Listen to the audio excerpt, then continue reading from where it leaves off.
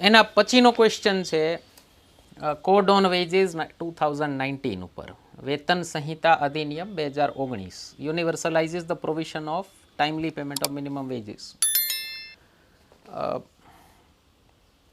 આને code on wages 2019 ને શોર્ટમાં veg code પણ કહેવાય છે. લેબર લોઝ 4 હતા, એ ચારેયને મર્જ કરી અને એક જ કોમન વેજ કોડ કર્યો છે. એ ચારેય વેજ એક્ટ હતા. એક છે પેમેન્ટ ઓફ વેજીસ એક્ટ 1936, બીજું છે મિનિમમ વેજીસ એક્ટ 1948, ત્રીજું છે પેમેન્ટ ઓફ બોનસ એક્ટ 1965 અને ચોથું છે ઇક્વલ રેમ્યુનરેશન એક્ટ 1976. આ ચારેયને મર્જ કરી અને એક કોમન કોડ બનાવી નાખ્યો, એ કહેવાય છે વેજ કોડ.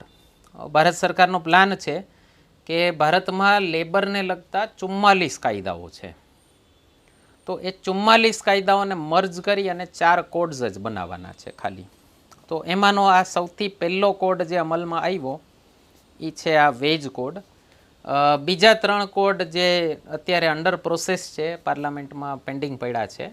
એક છે occupational safety health and working conditions code, એટલે કામદારોની જે કામની જગ્યાએ સેફટી વગેરેના કોડ છે, વર્કિંગ કન્ડિશન ને એના બધાનું છે. બીજો છે industrial relations code. Industrial relation code એટલે ટ્રેડ યુનિયન, મજૂર યુનિયન અને ઇન્ડસ્ટ્રી વચ્ચેના રિલેશન્સ કઈ રીતે, હડતાલ ને બધું કઈ રીતે ગવર્ન થશે એના માટેનો કોડ છે. અને ત્રીજો છે code on social security. Bharat social security મુદ્દે હજી ઘણું પાછળ છે. તમારા કોઈ એનઆરઆઈ સગા કે ફ્રેન્ડ તમને વાત કરતા હોય ને કે અમેરિકામાં કે ઇંગ્લેન્ડમાં તો આટલી ફેસિલિટી ને તમે માંદા પડો તો સરકાર તમારું ધ્યાન રાખે, ને કામ કરતાં કરતાં આ થઈ જાય તો સરકાર ધ્યાન રાખે, ને બેરોજગાર થઈ જાવ તો ધ્યાન રાખે, એ બધું આ સોશિયલ સિક્યોરિટીમાં આવે. તો આ બાકીના 3 કોડ લગભગ આ વર્ષના અંત સુધીમાં ફાઇનલાઇઝ થઈ જશે. કદાચ આપણે એક્સપેક્ટ કરીએ કે આવતા બજેટ સેશનમાં પાસ થઈ જાય 3 કોડ. આ વેજીસ કોડ લોકસભામાં રજૂ થયો તો 2017માં, પછી કમિટીમાં પેન્ડિંગ પડ્યો તો 2019માં લોકસભાની મુદત પૂરી થઈ એટલે રદ થયો. 2019માં સરકાર રિપીટ થઈ અને જુલાઈ 2019માં ફરીથી ઇન્ટ્રોડ્યુસ થયો હતો. બંને હાઉસીસે પાસ કરી દીધો અને ગેઝેટમાં પબ્લિશ થયો. એટલે અમુક પ્રોવિઝન્સ આ કાયદાના અમલમાં આવી ગયા છે. બાકીના ડ્રાફ્ટ રૂલ્સ સરકારે મૂક્યા છે ઓનલાઈન અને એના ઉપર પબ્લિક ફીડબેક મગાવે છે. તો બાકીના પ્રોવિઝન હજી અમલમાં આવવાના બાકી છે. આ કોડે સૌથી મોટો સુધારો શું કર્યો, એક એમ્પ્લોયર અને એમ્પ્લોયીની ડેફિનિશન એકદમ વાઇડ કરી નાખી. એટલે એમ્પ્લોયી એટલે કર્મચારીની ડેફિનિશનમાં બધા કર્મચારી નાખી દીધા. ઓર્ગેનાઇઝ સેક્ટર કયો કે અનઓર્ગેનાઇઝ સેક્ટર કયો. અનઓર્ગેનાઇઝડ વર્કર એટલે શું હોય, જેનું નામ ચોપડે ચડેલું નથી, તમે જેનું મસ્ટર નથી બનાવ્યું પગાર માટે. એટલે માની લો એક નાનકડો ઢાબો હોય, ત્યાં ઘણા બધા વેટર કામ કરતા હોય, 5 વેટર કામ કરતા માની લો. ઘણા મોટા ઢાબા હોય તો 20 વેટર્સ પણ હોઈ શકે, નામ એકેયનું ચોપડે નથી. તો હવે એ ત્યાંનો કર્મચારી છે કે નહીં? હવે છે. આ કોડના અમલમાં આવી ગયાથી હવે જ છે. પહેલાં એવું હતું કે ઓર્ગેનાઇઝ લેબર માટે કાયદા ઘણા બધા સશક્ત હતા, તો એમને પોતાના એમ્પ્લોયર પાસેથી અધિકારો સારા એવા મળતા હતા. ઓકે, હવે બધાને મળશે. કોઈ જગ્યાએ કન્સ્ટ્રક્શન સાઇટ ચાલતી હોય, ઘર બનતું હોય, કોન્ટ્રાક્ટરે 4-5 મજૂરો રાખ્યા હોય, કડિયાઓ. ઓકે, તો હવે એ કંઈ ચોપડે છે નહીં, જબાન ઉપર કામ ચાલતું હોય, બરાબર. તો એના અધિકારો શું છે, એણે કેટલા કલાક કામ કરવાનું, ઓવરટાઈમ ક્યારે મળે, ઓલો માની લો કે વધુ કામ કરાવે તો શું છે, એ બધા ઉપર આ કાયદો કામ કરે છે. તો હવે આમાં એમ્પ્લોયીની ડેફિનિશનમાં તમામ એમ્પ્લોયી આવી ગયા છે. ફક્ત 2 એમ્પ્લોયી નથી આવતા. એક આર્મ્ડ ફોર્સિસ એટલે આર્મી, નેવી, એરફોર્સ ને એ બધા નથી આવતા. અને બીજા જે એપ્રેન્ટિસ કહેવાય. એપ્રેન્ટિસ એટલે તમે સાંભળ્યું હોય, તમારો કોઈ ફ્રેન્ડ હોય ચાર્ટર્ડ અકાઉન્ટન્ટની અંદર, પોતે સીએની તૈયારી કરતો હોય ને સીએની અંદર આર્ટિકલશીપ કરવા જતો હોય. કોઈ લોનો સ્ટુડન્ટ હોય, હજી વકીલ થઈ નથી ગયો અને કોઈક સિનિયર વકીલની અંદર શીખવા જાય છે, તો એને ઓલો છે ને મહિને બહુ ઝાઝા રૂપિયા ન આપતા, 1000-1500 જેવા આપી દેતા હોય. ઓકે, ઘણા 500 આપતા હોય છે. એ લોકોને આ કાયદો લાગુ નથી પડતો. શું કામ? એ તમને કંઈક શીખડાવે છે પોતાની ફર્મમાં રાખીને.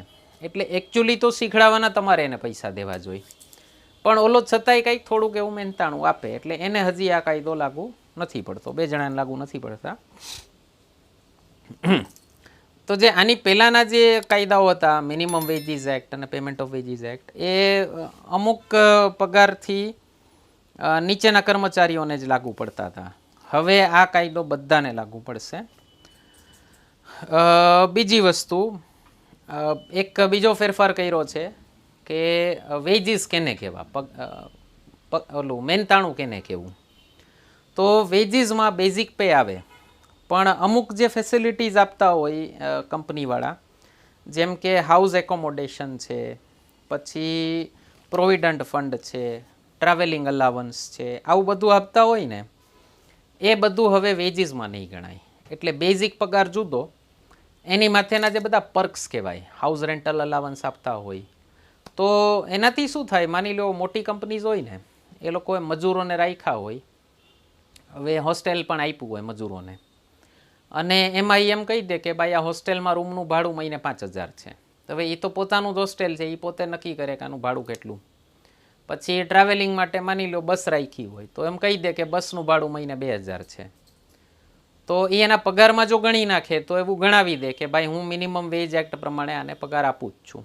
ઓકે, હવે સરકારે શું કર્યું કે આ બધા જે પર્ક્સ છે, એ પર્ક્સ તમારા કુલ પગારના 50%થી વધુ ન થવા જોઈએ. ઓકે, એની માથે આપો તો એ તમારી મરજી છે, પણ એ ઓલામાં લાગુ નહીં પડે, ઓલામાં ગણાશે નહીં. એટલે હવે રોકડા રૂપિયા જે આપવા પડતા હોય એમ્પ્લોયરે એમ્પ્લોયીને, એ વધુ દેવા પડશે. ઓકે, એટલે પહેલાં શું હોય, થોડીક ગફલાબાજી થઈ જતી હોય કે પોતાની જ મેસ છે. ઓકે, હવે એમાં એને માની લો 20 રૂપિયા પર હેડ ખાવાનું પડે છે, પણ વર્કરને ગણાવી દે કે 60 રૂપિયા પર હેડ ખાવાનું છે એક દિવસનું. તો ઓલો બિચારો આવ્યો હોય, માની લો યુપીથી, બિહારથી, ગુજરાત આવ્યો હોય, માંડ રોજગાર મળ્યું હોય, તો એ એટલા માટે જ આભારી હોય કે મને રોજગાર મળ્યું છે, પણ એને એના કામનું જેટલું વળતર મળવું જોઈએ એટલું વળતર મળતું ન હોય. ઓકે, તો હવે એ બધું ન થઈ શકે એમ. એટલે તમારે બતાવવાનું કે આટલું કેશ આપ્યું, આટલા પર્ક્સ છે, અને એ પર્ક્સ છે એ કેશ એટલે ટોટલ પગારના 50%થી વધુ ન થવા જોઈએ. મતલબ તમારે રોકડા અમુક પગાર ફરજિયાત ચૂકવવું જ પડશે, એટલે વર્કર્સની લિવિંગ કન્ડિશન ઇમ્પ્રૂવ થાય, એના હાથમાં રૂપિયા વધુ આવે. બીજું, સેન્ટ્રલ ગવર્મેન્ટ દરેક જોગ્રાફિકલ એરિયા માટે એક નેશનલ ફ્લોર રેટ નક્કી કરશે, એટલે કે રાષ્ટ્રીય ન્યૂનતમ પગાર નક્કી કરશે. સ્ટેટ ગવર્મેન્ટે પોતાનો ન્યૂનતમ પગાર નક્કી કરવાનો છે, મિનિમમ વેજ, પણ એ નેશનલ રેટ કરતાં વધુ હોવો જોઈએ. અત્યારે નેશનલ રેટ ભારત સરકારે 2017માં ડિક્લેર કર્યો હતો 176 રૂપિયા. નોર્મલી બધી રાજ્ય સરકારો, ગુજરાત સરકાર નેશનલ રેટ કરતાં વધુ જ આપે છે, પણ અમુક રાજ્ય સરકારો નેશનલ રેટ કરતાં ઓછો પગાર આપે છે. જેમ કે આંધ્રપ્રદેશ અને તેલંગાણા માત્ર 69 રૂપિયા આપે, સરકાર પોતે 69 રૂપિયા રોજના. ઓકે, કલ્પના કરી શકો છો તમે. બીજો એક મોટો સુધારો કર્યો છે આમાં કે થર્ડ જેન્ડરને પણ આમાં સમાવેશ કર્યો છે. હજી સુધી equal pay for equal work ગણાતું હતું ફોર મેન એન્ડ વિમેન, એટલે પુરુષો અને મહિલાઓ માટે સમાન કામનું સમાન વેતન આપવામાં આવશે.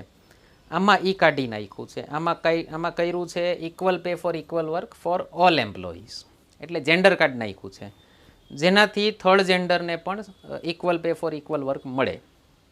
મને એક જગ્યાએ જતા હતા તો આપણે જોયું હશે, ટોલ નાકા પાસે પહેલાં ઊભા હોય છે થર્ડ જેન્ડર જેને કહીએ આપણે, હા, વેંઢળો કહીએ ગુજરાતીમાં, તો એ લોકો માગવા માટે ઊભા હોય છે. તો અમે જેની ગાડીમાં જતા હતા ને, એણે મને કીધું કે આ ભારત એક જ દેશ છે કે જ્યાં આ લોકો માગતા હોય, બાકી બધે કામ કરતા હોય છે. મેં કીધું તમે કામ આપશો એને, તમારી કંપનીમાં આવે તો ચૂપ થઈ ગયા. ઓકે, એટલે ઘણી વખત માની લો કામ આપીએ દીધું હોય પણ પૂરતો પગાર ન આપતા હોય. હવે એ જઈને કમ્પ્લેન ક્યાં કરે? કારણ કે કાયદામાં લખ્યું છે equal pay for equal work for both men and women. Okay, તો આ એક ઐતિહાસિક અન્યાય થતો હતો, એને પણ એડ્રેસ કર્યો છે સરકારે. બોનસ માટેની પણ પ્રાવધાન કરી છે. મિનિમમ બોનસ પ્રિસ્ક્રાઇબ કર્યું છે 8.33%, મેક્સિમમ બોનસ 20% આપ્યું છે. અને જે કંપનીમાં ઓછામાં ઓછા 20 કર્મચારીઓ હોય એ લોકોએ બોનસ આપવું ફરજિયાત કર્યું છે. બીજી વસ્તુ, મિનિમમ વેજીસ માટે પહેલાં ઘણા બધા માપદંડો હતા. હવે એમાં ખાલી 2 જ માપદંડો કરી નાખ્યા, એક સ્કિલ અને બીજું જોગ્રાફિકલ રિજિયન. જોગ્રાફિકલ રિજિયન એટલા માટે કે ગુજરાતમાં પગાર વધુ હોય, બિહારમાં પગાર ઓછો હોય. ઓકે, તો એના કારણે ઇઝ ઓફ ડુઈંગ બિઝનેસ પણ વધશે. તો પહેલાં મિનિમમ વેજ રેટ ભારતમાં અલગ અલગ પ્રોફેશનના અલગ અલગ મિનિમમ વેજ રેટ હતા. તો લગભગ 2,500 મિનિમમ વેજ રેટ આપણે ચાલતા હતા. એ હવે ઘટીને 300 થશે. ઓકે, છતાંય 300 છે. બીજું અમુક કર્યું છે કે કામદારોના વર્કિંગ આર્સ લિમિટેડ કર્યા છે, એટલે 8 કલાક ફરજિયાત લિમિટેડ કરી નાખ્યા છે. પછી લંચ બ્રેક આપો તમે તો એ 8 કલાકમાં ન ગણાય, પણ લંચ બ્રેક સહિત તમારો કુલ ડ્યુરેશન 12 કલાકથી વધુ ન થતો હોય. આપણા રાજકોટ જેવા ગામમાં ખાસ લાગુ પડે કે સવારે ખુલતું હોય, રાતે મોડું બંધ થતું હોય, વચ્ચે મોટો બધો લંચ બ્રેક આપીને તો ઓલો હલવાઈ તો જાય બિચારો આખો દી તમારે અહીંયા. તો એ 12 કલાકથી વધુ ન થવું જોઈએ. ઓવર ટાઈમનો રેટ ફરજિયાત કરી નાખ્યો છે ડબલ. એટલે જે વર્કિંગ પીરિયડ નક્કી થયો હોય એના કરતાં વધુ કામ કરાવે તો double over time rate. Okay, પછી રજાના અમુક સ્ટ્રિક્ટ કન્ડિશન્સ કરી છે કે માની લો રવિવારના દિવસે રજા ન આપો તો પછી નેક્સ્ટ વીકમાં રજા આપવાની ફરજિયાત. ઓકે, અને એ ઓલામાં નહીં ગણવાનું. ઓકે, આવા બધા નિયમો કર્યા છે.